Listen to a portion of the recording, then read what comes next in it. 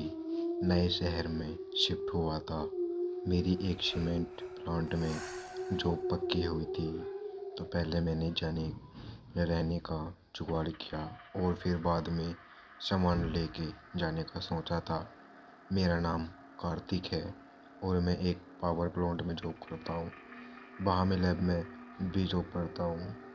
बेवापुर नाम का बड़ा सा शहर, ये मेरे गांव से आसपास होने के कारण यहाँ काफ़ी पहचान के लोग भी थे, तो मुझे रहने का जुगाड़ करने में ज़्यादा मशक्क़त नहीं करनी पड़ी। मेरा किराए की रूम और प्लांट के बीच में कुछ 20 मील का फासला था। जहाँ प्लांट था वहाँ रहने का कुछ इंतज़ाम नहीं था, तो सबने कहा कि यहीं भेवापुर में ही रहो। सबकी मानकर मैंने यही रूम ले ली। मैं जहाँ रहता था वो घर एक ऑटो मालिक का था। उनका नाम हरी काका था। सब लोग उनको इसी नाम से बुलाते थे। उम्र में बड़े होकर भी वो हमेशा दोस्ताना अंदाज में ही मुझसे बात करते। मुझसे उनका लगाव बेटे जैसा था। रोज़ मुझे खाना खाया क्या ये ज़रूर पूछते और बातें चालू करते। वो हमेशा देर रात तक ऑटो चलाते थे और सुबह भी जल्दी उठकर काम पे चले जाते थे। उनका घर इसी एक ऑटो की कमाई पे चलता था। मुझे पकड़ के एक और किराएदार थे। जैसे तैसे उनका गुजारा इन सब पैसों से हो जाता था, इसीलिए वो देर रात तक ऑटो चलाकर कुछ ज़्यादा के पैसे कमाना चाहते थे। लेकिन उनको क्या पता, उनका ये काम एक दिन उनकी जान पे बन जाएगा।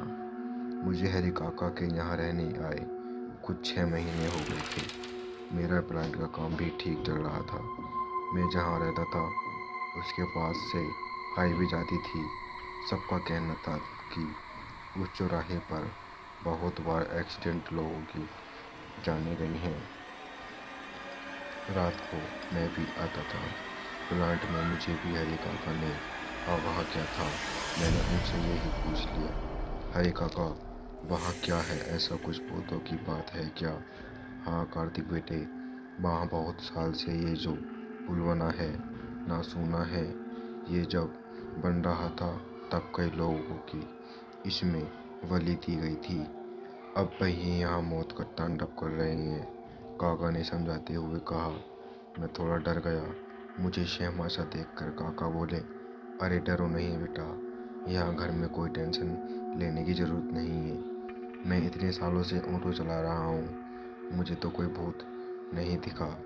हमारी बात हुए अभी कुछ ही दिन हुए थे कि उस चौराहे के पास एक एक्सीडेंट और हो गया। समझ नहीं आया कैसे। जब सब लोग देखने गए तो मैं भी साथ में चला गया। एक कार वाला था, चौराहे से आगे जाके एक खंभे से जाके टकराया था। उसकी मौत उसी जगह पर ही हो गई थी। लेकिन रात को हाईवे इतना चालू रहता है, फिर भी किसी ने उसको वहाँ देखा कैसे नहीं, यही सवाल सब कर रहे थे। उसका एक्सीडेंट हुआ ये बात सुबह सबको पता चली। पुलिस वालों को भी ये हमेशा का रोड एक्सीडेंट लगा। लेकिन काका घर आने के बाद सबको यही कह रहे थे कि ये रोड एक्सीडेंट नहीं था, उस आदमी को भी उन भूतों ने ही मारा है। ऐसे ही दिन बीतते गए। मुझे यहाँ अब साल होने को आया। मैं भूतों पे वैसे तो यकीन करता नहीं था, लेकिन सब बोलते थे तो मानना चाहते हुए भी मानने को तैयार होता था। मेरे दादू का कहना था, आदमी निडर रहना अच्छी बात है, पर थोड़ा सा डर भी होना चाहिए। डर से इंसान आने वाले खतरे के लिए तैयार हो जाता है। अचानक आया खतरा, निडर संभल नहीं पाता और दुर्घटना हो जाती है। मुझे जब भी कभी रात को अकेले में कहीं सुनसान जगह जाना होता, मेरे दादू की यही बात मैं हमेशा अपने मन में रखता था। जब ये किस्सा मेरे साथ हुआ उसके बाद से तो मैं बहुत डर गया था। वो बारिश की अंधेरी रात थी, अमावस्या थी कि पता नहीं, लेकिन बाहर बहुत अंधेरा था। घने बादलों की वजह से रात और भी काली लग रही थी। मैं कुछ रात के 12:30 मुझे को उस चौराहे पर उतरा। मुझे मेरी प्लांट की बस छोड़ के आगे चली गई। आज प्लांट में शट डाउन था, इसलिए सभी ने ओवर टाइम किया था, तो लैब वालों को भी रोका गया। एक दो लोगों के लिए अलग से गाड़ी नहीं भेज सकते थे, तो मुझे बेवजह बिठा के रखा। बारिश बहुत हो रही थी, छाता नहीं था मेरे पास, भीगते हुए जा रहा था। घर उस चौराहे से कुछ 20 मिनट की दूरी पर था। मैंने बिना पूछे या बिना पीछे देखे जल्दी घर जाने के लिए चलने के लिए तैयार हो गया। चौराहा पीछे रह गया, लेकिन ऐसा लगा कि चौराहे से मेरे पीछे कोई चल रहा है। पीछे मुड़ने की मेरी इच्छा नहीं थी, पर मुड़ नहीं पाया, बस चलता रहा। ऐसा लग रहा था कि अभी घर आ जाएगा, लेकिन मैं पहुंच नहीं पा रहा था। घर सामने दिख रहा था, लेकिन क्या हो गया था मुझे?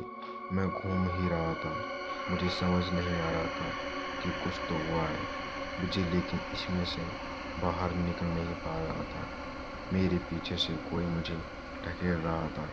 मैं डर जाऊंगा पीछे देख के, इसलिए मुड़ने की हिम्मत नहीं थी मुझ में। अब मैं थक चुका था, चलना नहीं हो रहा था। अब वो मुझे खींच के लेके जा रहा था। मैं खुद को उससे छुड़ा पा रहा था कि अचानक एक ट्रॉली वाला मेरे पास से हॉर्न मारते हुए गया। लगा मैं जैसे ही सपने में से जाग गया। बारिश भी रुक गई थी और मैं एक जगह रुक गया।